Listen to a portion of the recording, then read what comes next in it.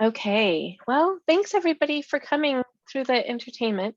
We're going to talk a little bit about empathy before action using something called the Ladders of Inference.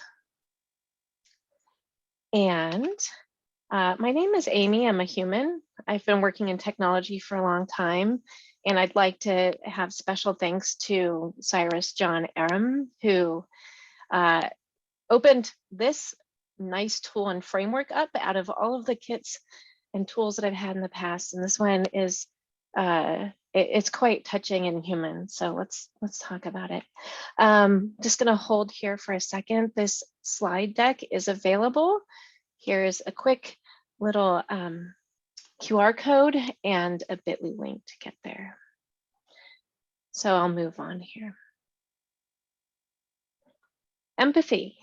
It's the ability to understand and share the feelings of another. It's a noun. And empathy is important because it helps us respond appropriately to a situation.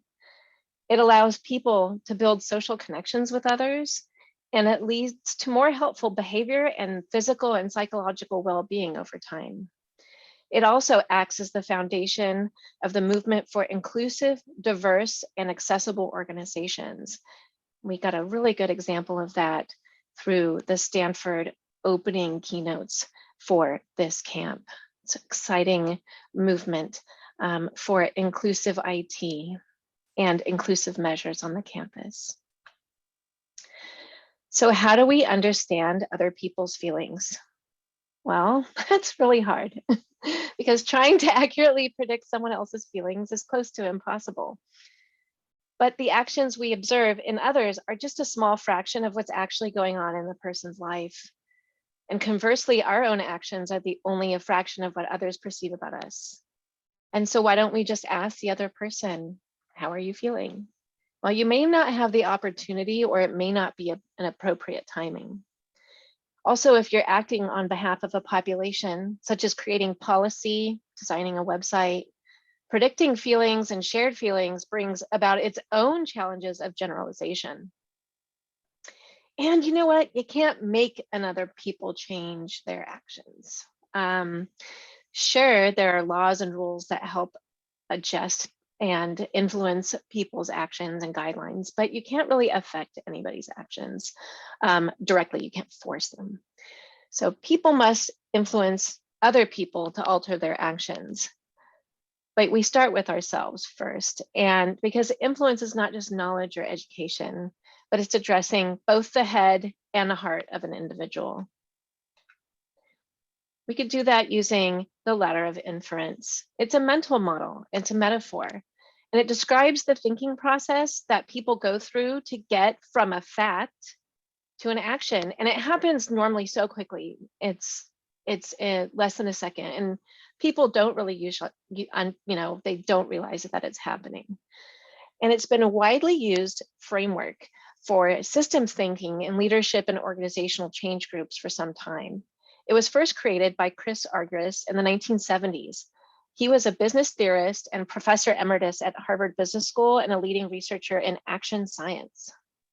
I like that word, action science.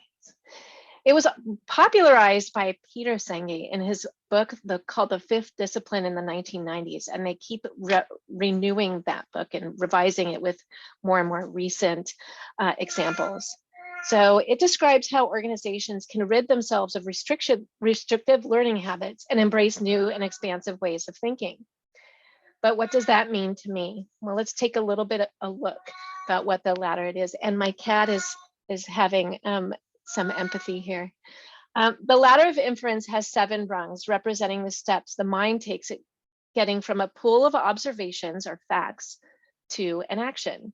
As the person climbs the ladder, inference about the data increases. So a person processes data through their own experiences, and they apply meanings, make assumptions about the data, and then draw conclusions about those inferences to formulate a belief about the situation. And each time our brain infers from a situation, it creates biases and it makes mistakes. And interpretations are often incorrectly perceived as facts. Our brains really like heuristics and shortcuts because it reduces cognitive load. So this is something that happens very quickly, and our brains are wired to do this. But as the brain climbs farther away from fact, it climbs farther away from fact before an individual action is taken. So that's a bit dangerous. This active inference just doesn't happen once. It happens many times. As you go up the ladder and observe further data, a reflex loop takes place, which affects,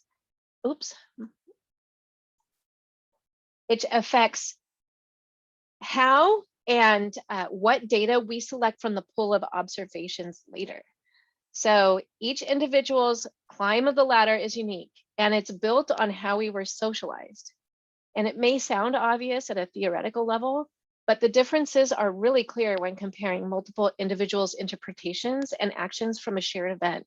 For example, have you heard witnesses' accounts to accidents, members of the same work meeting, or even visitors to your website? They all will perhaps explain their experiences much differently, but they're all observing the same pool of observable information. So let's climb up the ladder together. So first of all, there's this pool of observable data, and it's really actual observable facts. So it's all the information about the surroundings, sensory if present, data presented to you if you weren't physically there. That's a lot of information to take on. So our mind makes selections from the observed data. And certain things stand out from all the sensory input. But we make selections also based on a belief system or any conclusions that we had already made. We then add meaning, and that meaning comes from cultural and personal influences to the data. So some major influences on our ladder is education, values like family values, belief systems, including religion, life experiences, all of them, culture, either ethnic or national, socioeconomic status, geography and language. So this is really a big deal too for interpretation of language and cultural norms and symbols, social media, and also a level of self-awareness and your awareness of facts versus belief, and you managing your own personal bias. Then we make and add assumptions to the added meaning. And this is where it's really ripe for mistakes, because this is where we're trying to not understand the other person or the other people involved in the activity, but we're just adding assumptions here because we're trying to make clarity out of unknown information. So we want to use inferred information to draw conclusions. Well, this is what happens. We use inferred information to make meaning out of what's not clearly stated. And this is only on the selected data that you've added personal meaning. So you can see those ladder rungs getting narrower at top. It's because your view of what's really the observable data or facts is getting quite small. I'm really clicking the wrong button here. Then you start adopting beliefs, and these are self-generated beliefs associated with the conclusions that you're making. And it could be in context to the current situation, related to the situation of the people involved, or even like a world view, right? And then the last step is to take action. So you're going to make decisions based on the self-generated beliefs. So let's see. We're going to go on the next step. We're going to take a really good example. It's Trevor Maber's TED example about this parking spot. So there's two people, person one and person two. Person one's indicator was on and was just driving into an open parking spot at the mall, and person two proceeded to park in the open spot as person one was turning into the spot. It's very factual. There's no feelings there. But person one feels a grip tightening and the blood pressure rise, and oh my gosh, this example is great. I think we've all felt this at once, right? And he notices the other driver's expression, and he just looks away really quickly. And there he adds meaning, and it's because his parents taught the importance of waiting in line and taking your turn. You know, how dare that other person? Didn't his parents teach him anything? Have you felt this in your main before? Have you heard other people say this? And wow, we're going to make an assumption. That guy's a jerk. Didn't they teach him anything? He doesn't pay attention, never pays attention. And then we're going to draw more conclusion. That person is heartless, inconsiderate, and needs to be taught a lesson. We can feel angry, or this person feels angry and vindictive and needs to be justified. And so they're going to adopt a belief. They're tired of this happening. That's the last time I give in to somebody cutting me off. Next time I'm going to squeal past them and just take that spot. And then this person decides to take action, and they back up behind the car, honk the horn, roll down that window to share some choice words. And all of a sudden the person walks over and apologizes because he is picking up his wife that had just started labor with their first baby. Wow, let's look at like what happens at this point. Person one hears the driver's apology and instantly understands the situation and can empathize with what he's going through. Actions change to wishing him and his wife luck.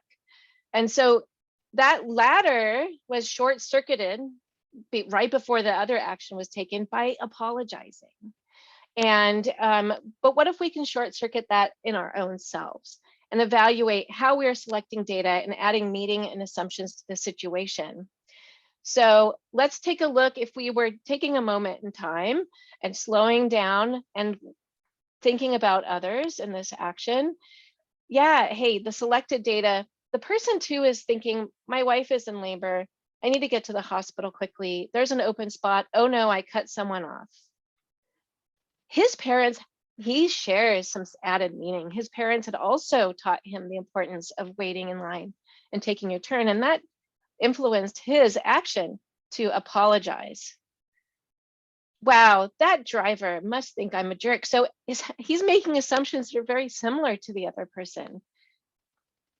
And he's going to draw some conclusions. Wow, that I better apologize quickly because that may make them very frustrated. You know, he might be wanting to prevent some bad behavior.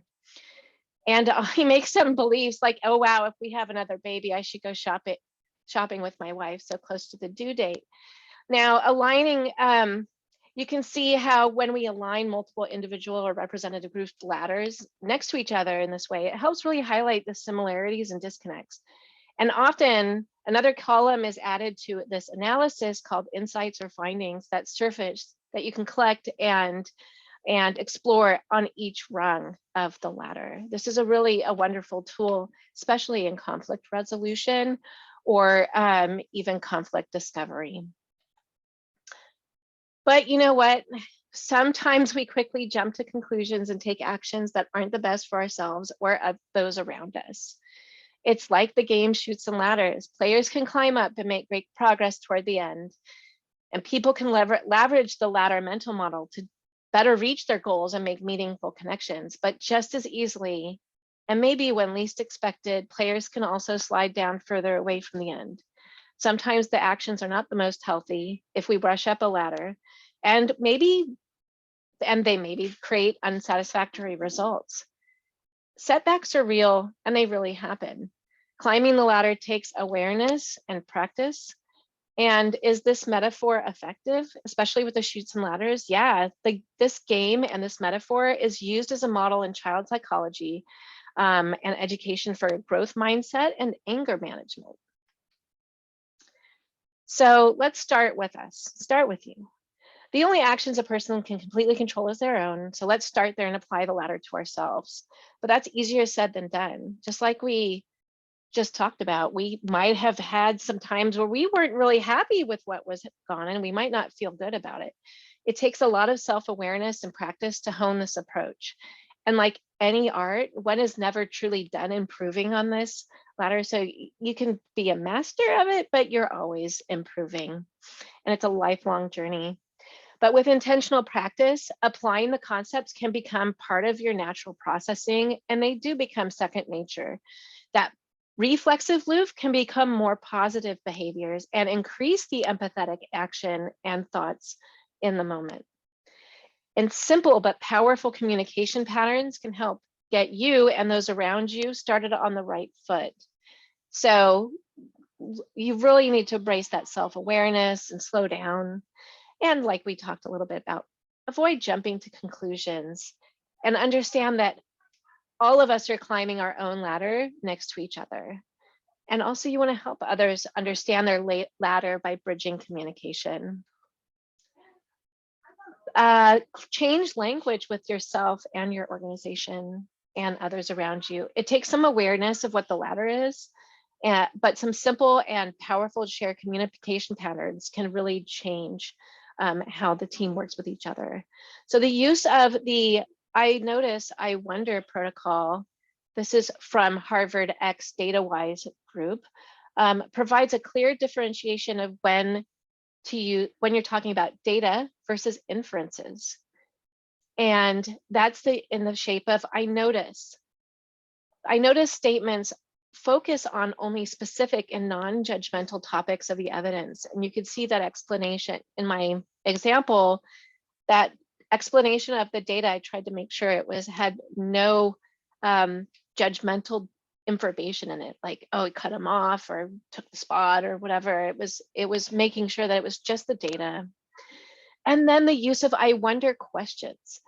And it's formed in a question to ask about what is noticed, because there is a high level of there's a high level of uncertainty, or a large lack of certainty about the data that you're looking for. It is a key to say, I am talking about something that I'm inferring, and it allows space for meaningful questions about the evidence, but also to acknowledge any inferences or biases that our brain may be adding. Some other nice language that is helpful is if anybody on the team may be adding or drawing conclusions too quickly, the following statements can help. Wow, that statement sounds pretty high up on the ladder. What evidence are you using to get to your conclusion? Or we seem to be making a lot of interpretations here. Let's try to go back down the ladder and talk first about the evidence. So the references for this source is at the end of the deck.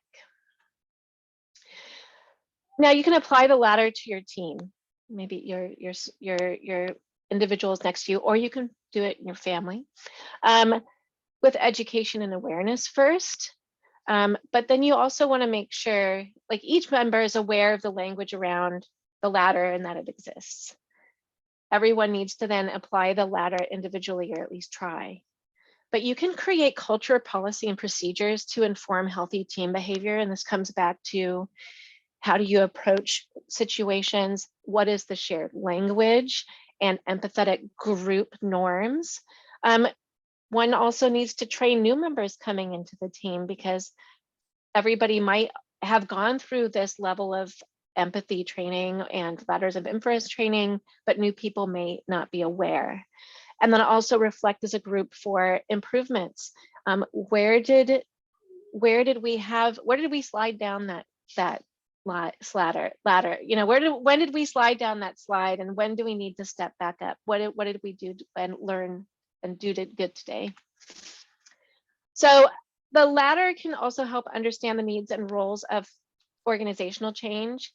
And that brings a lot of uncertainty, because change brings a lot of uncertainty, and everyone going through that change will be feeling a lot of different ways to process the information. So leadership will need to be deeply understood if they are resisting change. Now, where I'm saying leadership needs to be understood, you would think that they're championing change, but not all leadership does. So the ladder can be used to better understand why they are resisting change, because they may have very relevant experience, and how they can better influence their teams with the change.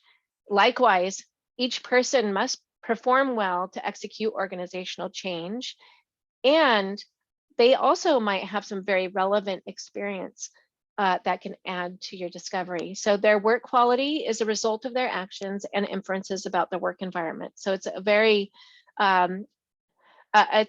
delicate dance. And the organization needs to lead by example through actions and policies, both espoused and unspoken. For example, Edgar Schein's model of organizational culture explains how culture is visible to an observer through artifacts and behaviors that are overt and identifiable, espoused values that are stated and their rules of behavior, but then also it has assumptions. And those are shared basic assumptions by the culture that are deeply embedded, often unconscious. And if you're within the culture, you might not realize they're happening. And so organizations have their own weird ladder culture inside of itself. And knowing that it happens along with each individual's ladder will help you effectively lead change in an organization. And that also, and then also you can apply this to the open source community. So taking this away, some people are paid to contribute, and that means they have more time to produce higher quantity or quality. And most people donate time. So less time with no pay may means lower quantity or quality. So if you are one of those people getting paid to contribute, have some compassion and empathy toward those that are doing this out of their donation of their time. I've seen some very passionate feelings about how a comment is made, right? And now sometimes it absolutely needs to be more human, but this is talking about, English structure. And you know what? English is a second language for most global contributors, and posts may not be linguistically perfect, nor does their documentation might. So we have to understand that we have global contributors, multiple cultures, and varying levels of experience, and apply that and empathy to the open source contributions or like intra-organizational contributions. And then also, if you're executing change, you can execute change in the form of a project, but within web projects, personas are understand your representative audiences. You apply the ladder to those personas, but then also accessible personas, inclusion of the underrepresented audiences, and those are so work with your accessibility teams. There's a huge standard, a group of standard accessible personas. Include your representative groups, not just at the end of the project, but in all actions. And then also web improvements include change. So do make sure that all of the players involved have had a very empathetic approach to change.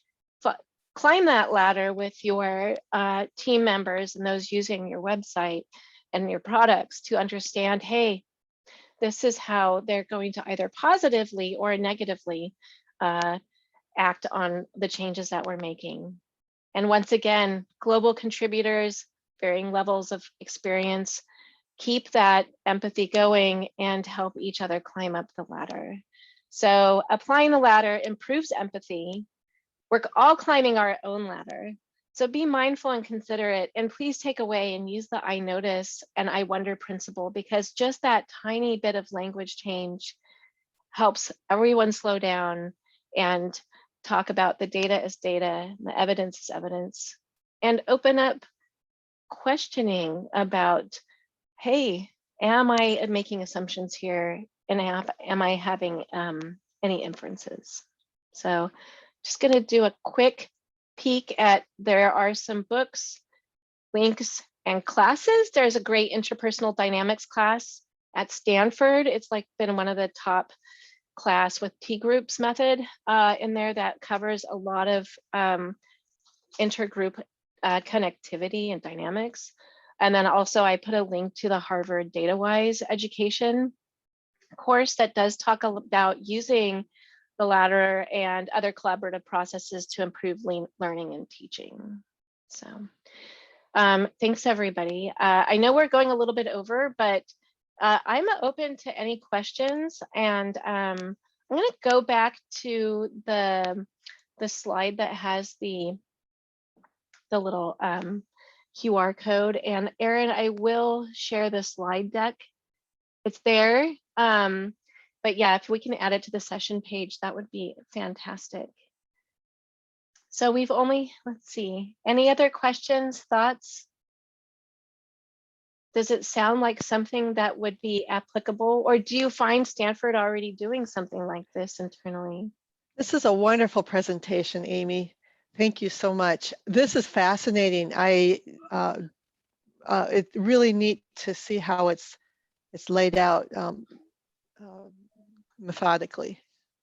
Yeah, one thing that's really interesting, if you do some research on this, there are so many there are so many different ways to take the original researcher's information and put it in different forms of the ladder. This is the most connected to his original thoughts, but you'll see sometimes it's simplified.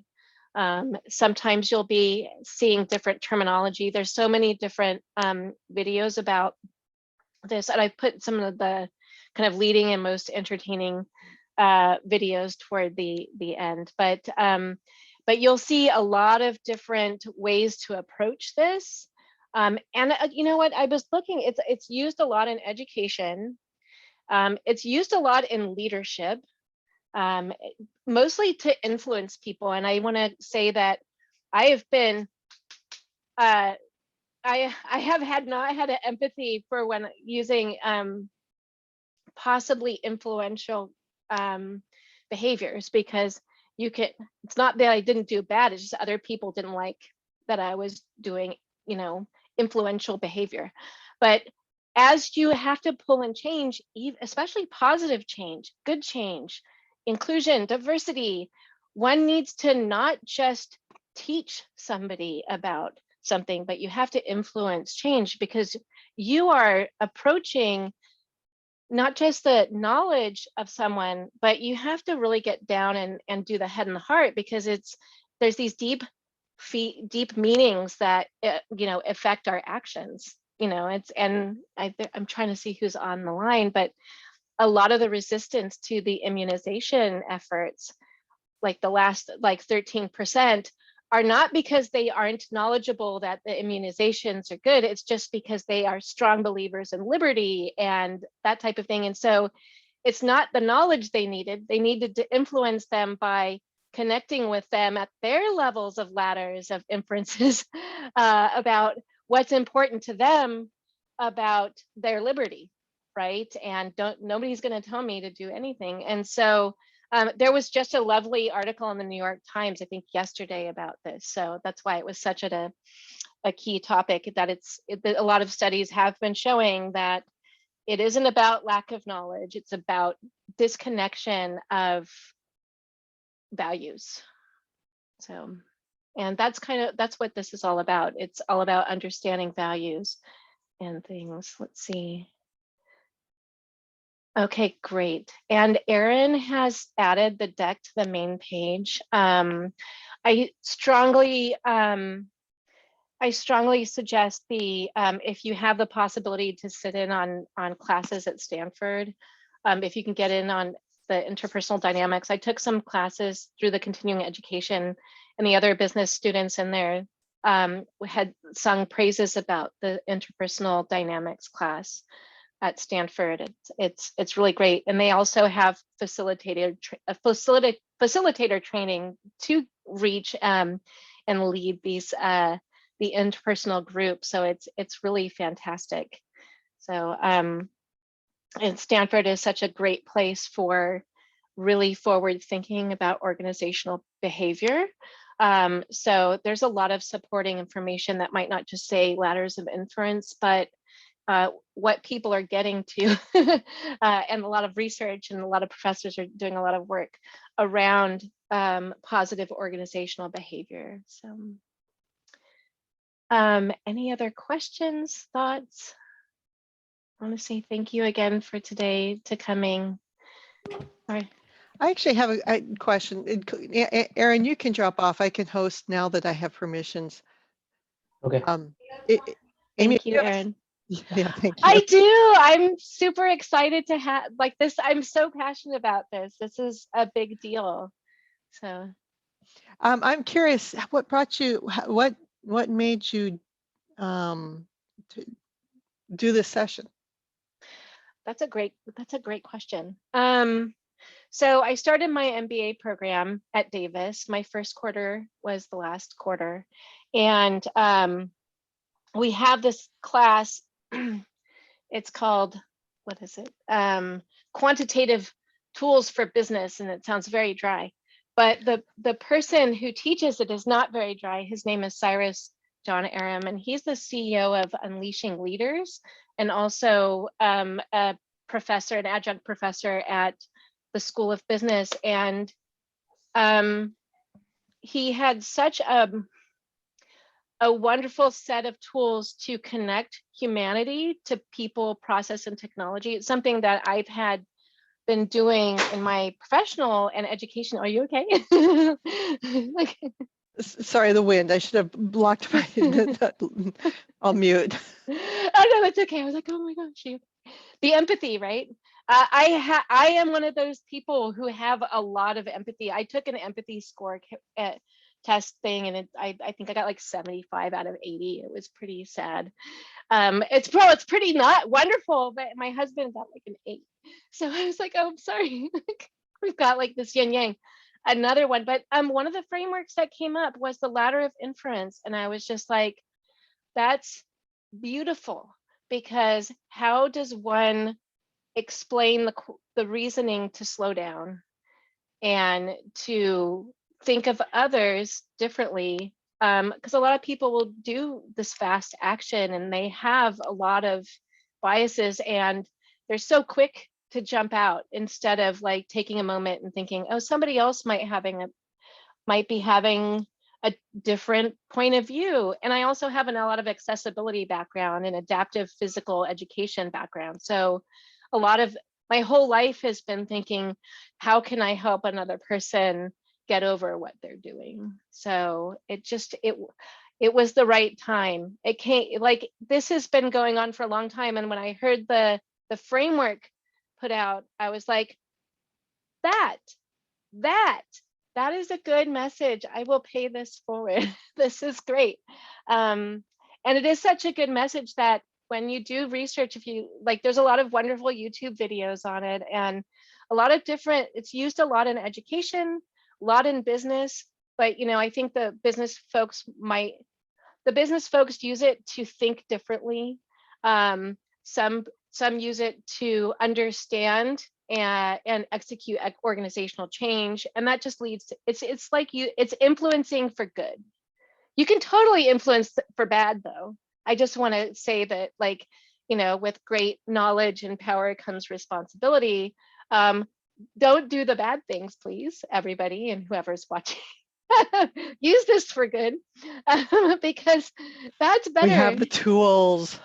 Oh, I know. But seriously, if you know what's going to kick someone off, you can totally go straight to a trigger. And that is, insert COVID here, insert all sorts of the current events that are happening. There's a lot of passions and feelings and beliefs and emotions going on.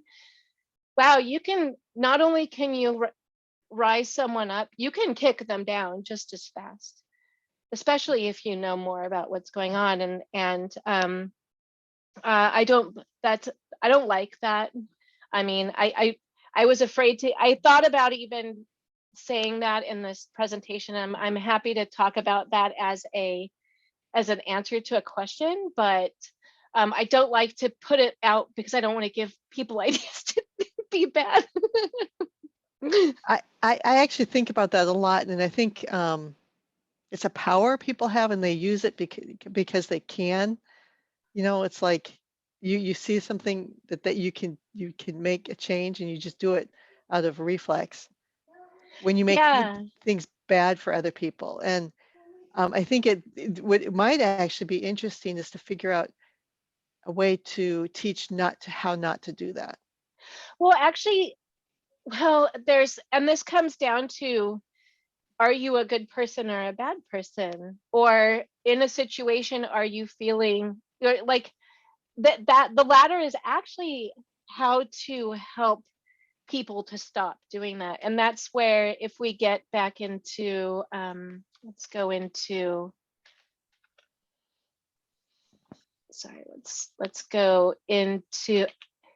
if we start changing language in how we approach situations, at least in groups and with ourselves, and maybe with the people that we can closely influence, we can use the I notice and I wonder. It's just sometimes, especially bad behavior, and I'm going to use the Karen metaphor, like, why did this person like not get my cafe foam latte mocha right, you know, and they blow up, and you're like, that doesn't matter.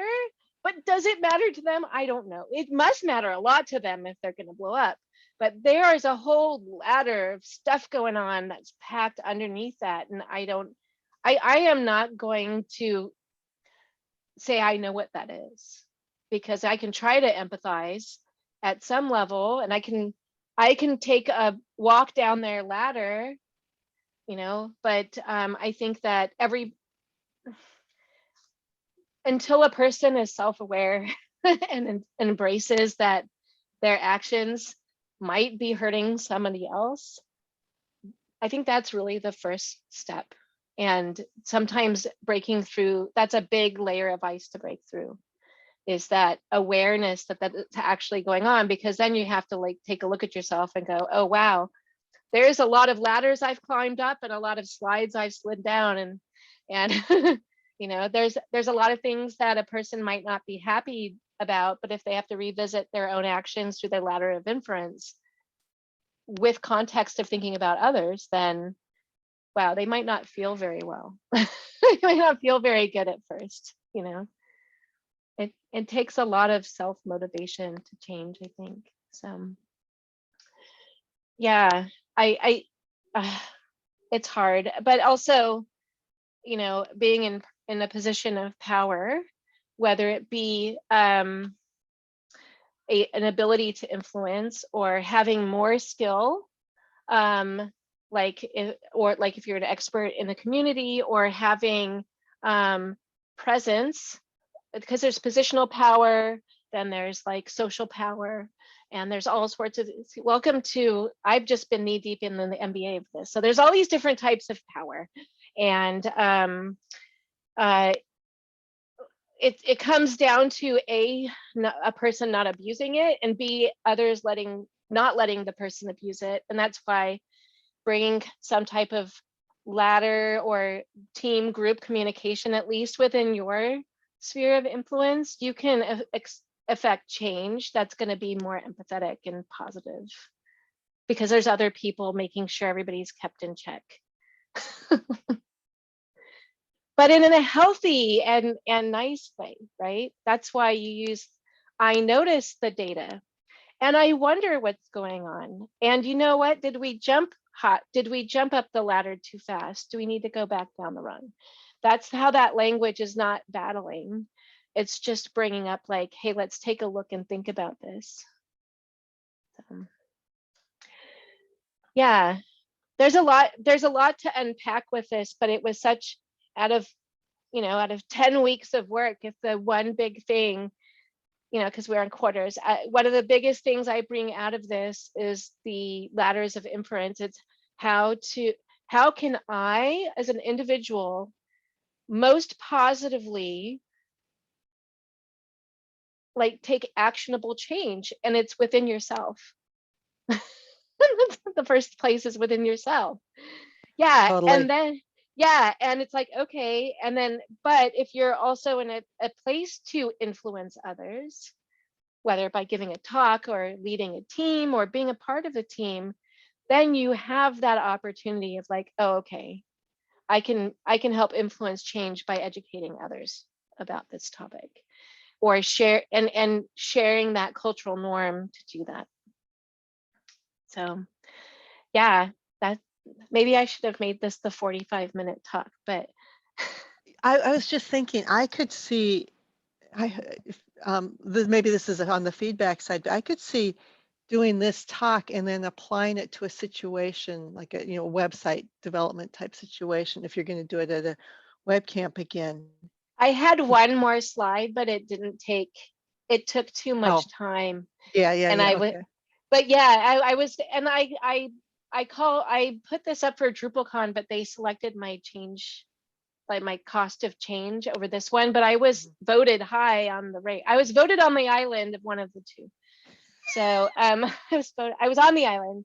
But yeah, and actually a great exercise to do together is taking a case study, and for example, like something happens in your team, and like I'll do a quick information. Like somebody is presenting in a group and they see all these different people in their meeting and presentation, and one person's got their arms folded, one person's on their phone, the other person's like looking out the window and stuff, and somebody has like a disgruntled face, and this person presenting is like, they're not listening to me, or they're disagreeing with me. So their observable data is not just that they're in the meeting presenting, but the first thing that they pick up out of that meeting is everybody's like subconscious behavior. And then it goes on from there of like, okay, well, that the person like with their arms folded is, just is not willing to engage, but maybe they were cold. And the person on their phone, well, they shouldn't be on the phone, but maybe their wife is having a baby, right? So there's a lot of stuff going on that but the person receiving this kind of input that doesn't seem very inclusive will take it very quickly to, I'm not supported, they don't value my information, that's not good. Who are they to do that? And then the action may be to like email one person is like, you need to be educated on this because you were confused, and the other person may be like, why aren't you, like, so they can do a lot of negative action out of it, right? So, but that's actually, if you as a group have methods and norms and processes helped, like created that it's a safe place to bring up, like, oh, I had this, I felt this, I noticed, oh, here, I'll use it. I noticed this. I noticed that your arms were closed and you were on the phone.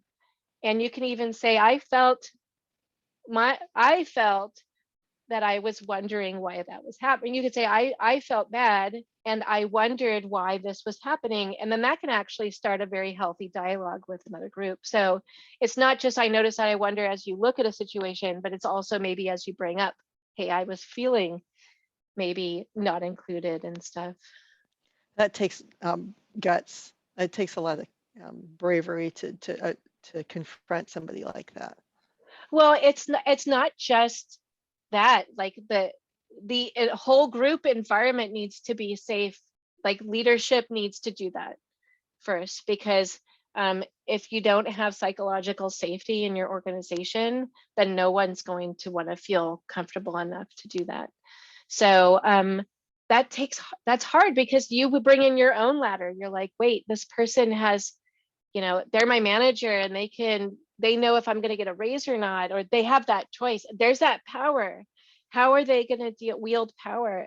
That's called organizational justice and procedural justice, but that's different. But but seriously, but the act of being afraid to bring this up is requires hi honey, requires help, hi.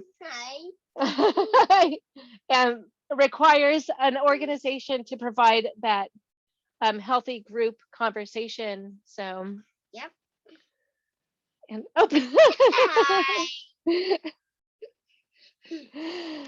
and sometimes I was just teaching this one a little bit about the ladders of inference, about and we use it all the time, actually, like about, hey, I see that you wanted to play, but I would like to clean up the room. Why are we feeling I see that we're upset. And so it does actually work on little children that are like 5 years old. It actually works wonders. So we have a really good conversation about what are we feeling and what did we perceive about different things. And it cuts down yelling, and it cuts down anxieties and stuff like that. So it does need to come as a total unit and a total group. So, but it does work.